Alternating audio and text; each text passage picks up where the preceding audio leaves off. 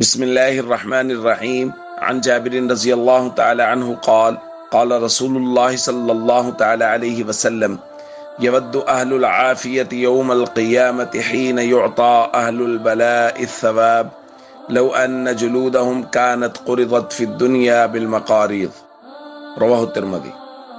نبی کریم صلی اللہ علیہ وسلم نے ارشاد فرمایا، جب قیامت کے دن ایسے لوگوں کو ثواب دیا جائے گا جن کی دنیا میں آزمائش ہوئی تھی، تو اہل عافیت یعنی جن کی آزمائش نہیں ہوئی وہ خواہش کریں گے کہ کاش دنیا میں ان کی کھالیں قینچیوں سے کتر دی جاتی، لیکن ان آزمائش والے لوگوں جیسا اجر ہمیں مل جاتا۔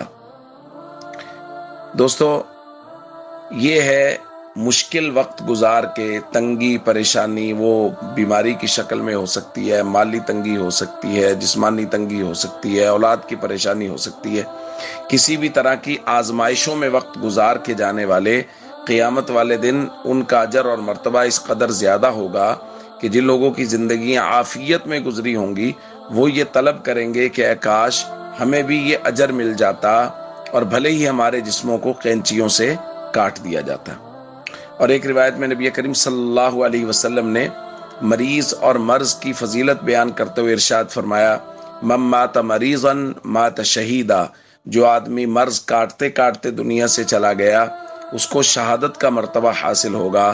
اور فرمایا، ووقی فتنۃ القبر وغدی وریح علیہ برزقہ من الجنہ، اور اس شخص کو قبر کے فتنہ سے محفوظ رکھ لیا جائے گا اور صبح اور شام اس کو جنت سے رزق عطا کیا جائے گا۔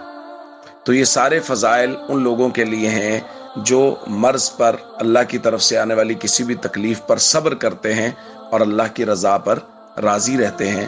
ہم سب کو چاہیے اگر کوئی آزمائش آ جائے، جیسا کہ بارہا درخواست کی گئی، اللہ سے عافیت ہی مانگنی چاہیے۔ اگر کوئی آزمائش آ جائے تو صبر کرنا چاہیے۔ السلام علیکم ورحمۃ اللہ وبرکاتہ۔